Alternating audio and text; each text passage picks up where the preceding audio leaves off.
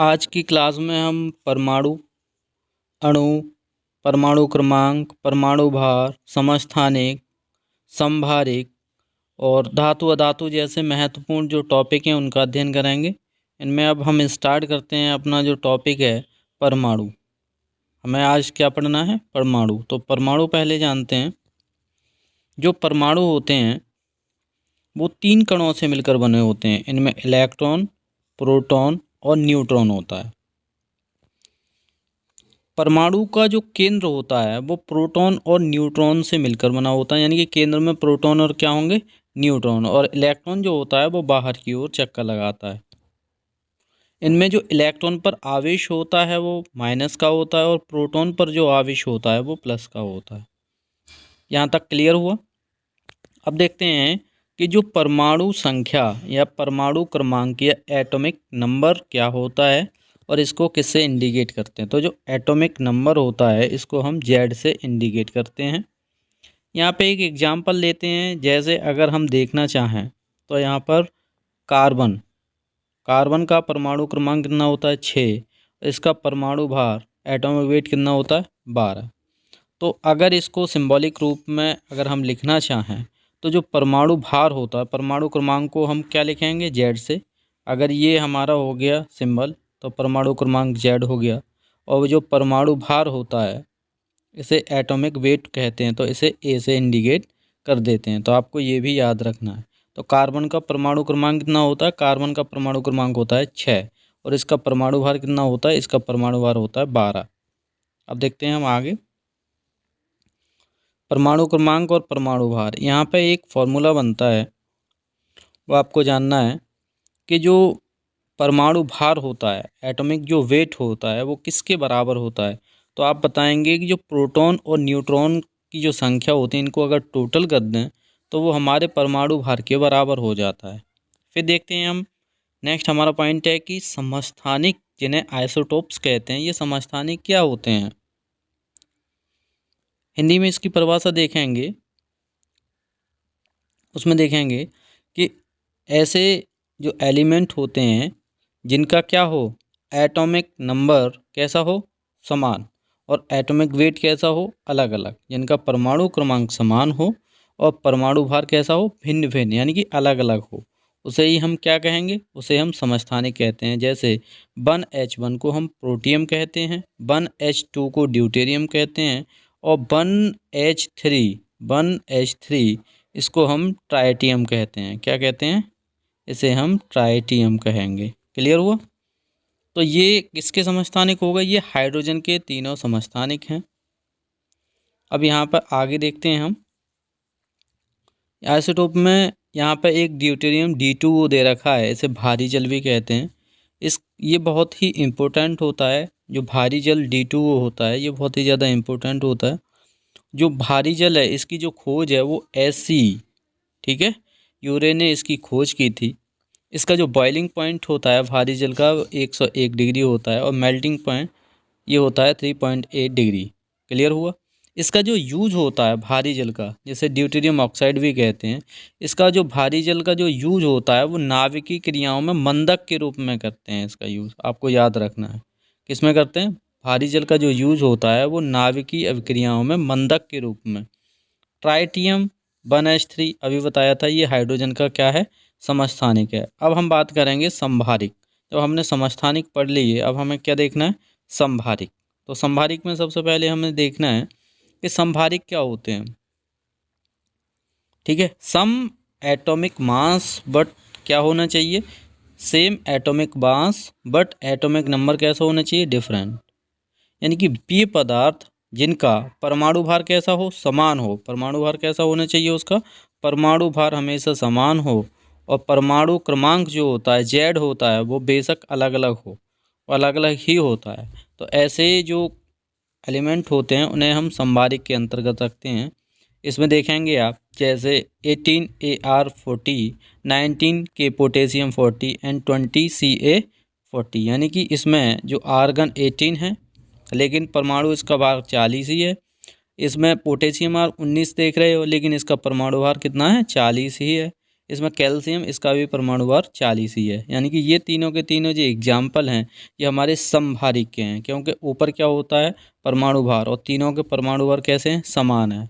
तो एक एग्जाम्पल पूछा जाएगा कि समभारिक इनमें से कौन से समभारिक हैं, तो आपको याद रखना है समभारिक में क्या लिखेंगे आप, आर्गन, नेक्स्ट में लिखेंगे पोटेशियम, और क्या लिखेंगे, कैल्शियम। ये तीनों आपस में क्या होते हैं, ये समभारिक हैं, क्योंकि इनका जो परमाणु भार है वो कैसा है, समान है। अब आगे हमारा जो टॉपिक है वो है हमारा धातु और अधातु से। तो जो धातुएं होती हैं, अगर धातुओं में देखें अभी जो खोज किए गए एलिमेंट हैं वो टोटल कितने होते हैं, 118। पीरियोडिक टेबल में जो कितने हैं, 118। 118 क्या हैं ये हमारे एलिमेंट खोजे गए। इनमें 3 कैटेगरी होती हैं, एक होता है इनमें धातुएं, एक होता है अधातुएं, और एक होता है उपधातुएं। जिनमें धातु और अधातु दोनों के गुण होते हैं उन्हें हम क्या कहते हैं, उन्हें हम कहते हैं उपधातु। क्या कहते हैं उन्हें, उपधातु। उन्हें उपधातु कहते हैं, जिनमें क्या हो, धातु और अधातु एक दोनों ही गुण होते हैं। अब धातु और अधातु इनकी परिभाषा देखेंगे और किस आधार पर हम बता सकते हैं कि ये धातु है या अधातु। तो धातुओं के पहले भौतिक गुण देखते हैं। जो धातुएं होती हैं वो मोस्ट ऑफ इलेक्ट्रोपॉजिटिव होती हैं, इनका ये गुण है। जैसे Au गोल्ड, जैसे सोना बोलते हो, Ag जो होता है वो चांदी होता है, Na सोडियम होता है, Cu कॉपर होता है। सभी के ऊपर क्या है, एक एक पावर दिखाई दे रही है, प्लस, इनके ऊपर प्लस चार्ज होता है, इसीलिए इनको क्या कहते हैं, इलेक्ट्रो पॉजिटिव। ये आता कैसे है, कोई भी धातु जब अपने आउटर सेल से एक इलेक्ट्रॉन किसी को दान कर दे तो उस पर एक पॉजिटिव चार्ज आ जाता है। यहाँ पे लिखा है can donate electron, electron donate करने से क्या, एक पॉजिटिव चार्ज आ जाता है। क्लियर हुआ यहाँ पे। अब यहाँ पे देखते हैं कि जो पीरियोडिक टेबल है, पीरियोडिक टेबल में अगर आप पीरियोडिक टेबल देखते हैं उसमें जो धातुएं होती हैं तो ज़्यादातर जो धातुएं होती हैं वो हमारे डी ब्लॉक में पाई जाती हैं। कौन से ब्लॉक में होंगी, डी ब्लॉक में हमारी ज़्यादातर क्या होती हैं, धातुएं होती हैं। उसमें एस ब्लॉक में होती हैं कुछ धातुएं होती हैं, उनमें कैसी होती हैं, कुछ क्षारीय धातुएं होती हैं। एस ब्लॉक, जब आप एस ब्लॉक को देखेंगे तो एस ब्लॉक के अंदर 2 पार्ट होते हैं, एस ब्लॉक में फर्स्ट एंड सेकंड। तो फर्स्ट वाले में जो धातुएं होती हैं, फर्स्ट वाले की टोटल जो धातुएं होती हैं वो सारी की सारी कैसी होती हैं, उन्हें हम क्या बोलते हैं, ये आपको पता है, उन्हें हम क्षारीय धातुएं कहते हैं।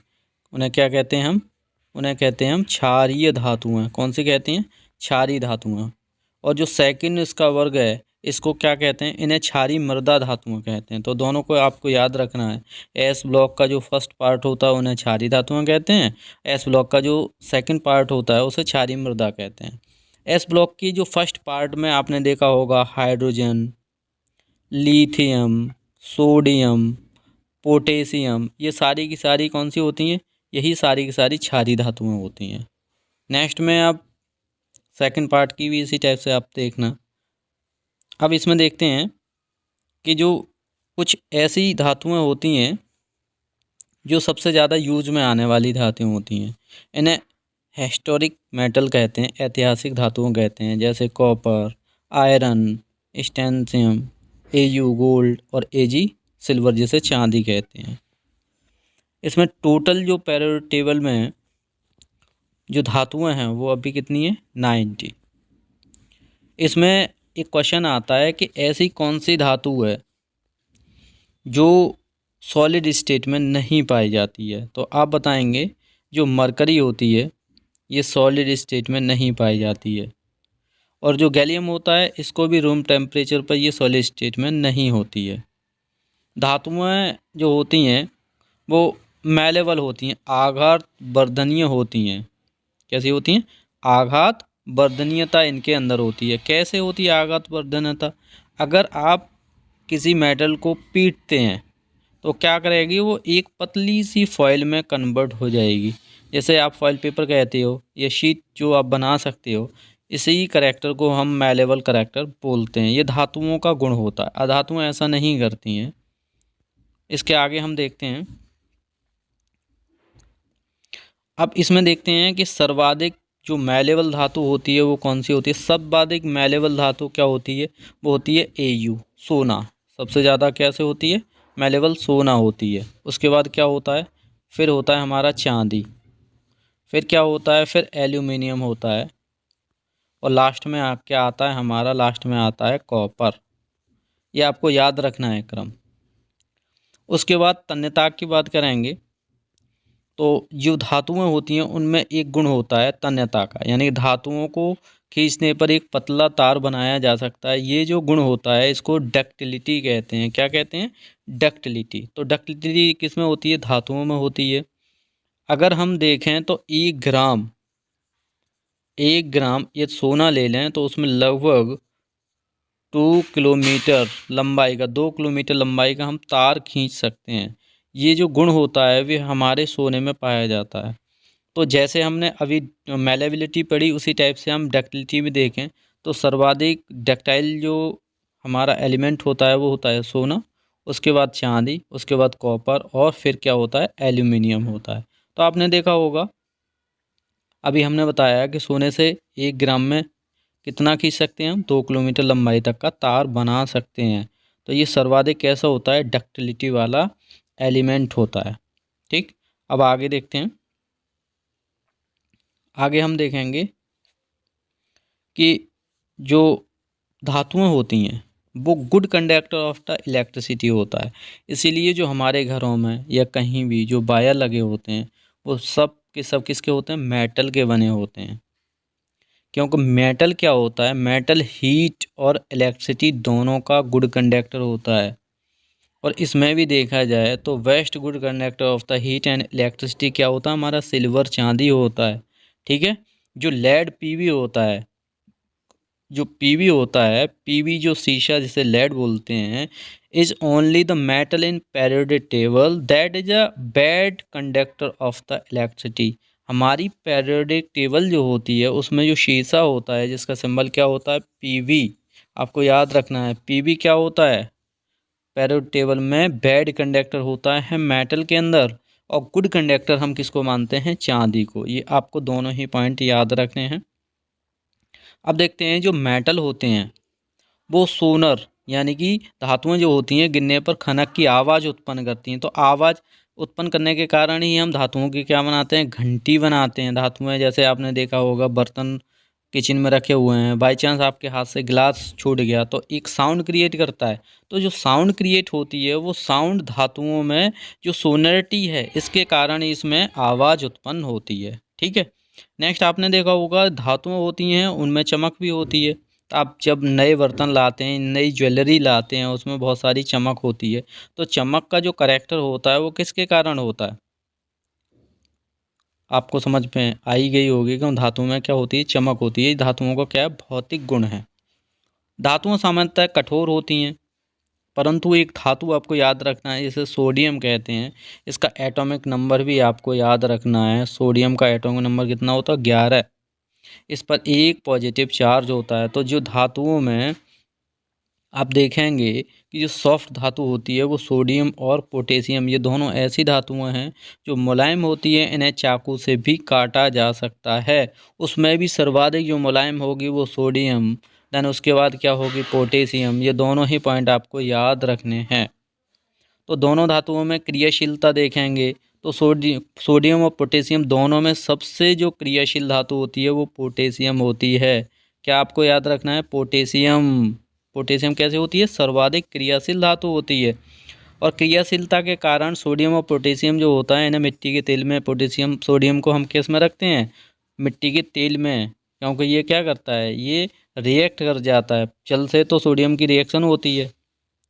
आपने देखा होगा बहुत से जो खेल जो दिखाते हैं, तमाशा जो दिखाते हैं, जादूगर जो होते हैं वो आग लगा देते हैं। कोई भी चीज़ रखिए वहाँ पे आग चलने लगेगी, तो क्या करते हैं, सोडियम धातु को रखेंगे उसके अंदर, किसी पत्तियों वत्तियों के अंदर, और उसके ऊपर से क्या कुछ पानी डाल देंगे। जैसे ही पानी के संपर्क में सोडियम आता है तो वो हाइड्रोजन गैस प्रोड्यूस करता है, और हीट। हाइड्रोजन गैस कैसी होती है, ये बहुत ज़्यादा रिएक्टिव होती है और तुरंत आग पकड़ लेती है।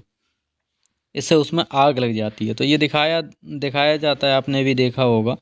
इसके बाद देखते हैं कि जो सफ़ेद फास्फोरस होता है उसको हम किस में रखते हैं, उसको हम पानी में रखते हैं। पूछ लेता है कि वाइट फास्फोरस, इसका सिंबल क्या होता है, P4, से कहाँ रखते हैं, इसको हम पानी के अंदर रखते हैं। धातुओं के गलनांक जो होते हैं वो उच्च होते हैं। तो सर्वाधिक जो गलनांक होता है वो किसका होता है, टंगस्टन का होता है, जिसका सिंबल क्या होता है, W। ये जो टंगस्टन होता है ये ये मिक्सचर होता है धातुओं का। तो इसका मेल्टिंग पॉइंट कितना होता है, 3422 डिग्री सेल्सियस इसका मेल्टिंग पॉइंट होता है। और आपको पता ही है कि जो हम इस्तेमाल कर रहे हैं टंगस्टन, ये किस में करते थे, जो हमारे घरों में पहले बल्ब होते थे 100 वाट वाले बल्ब।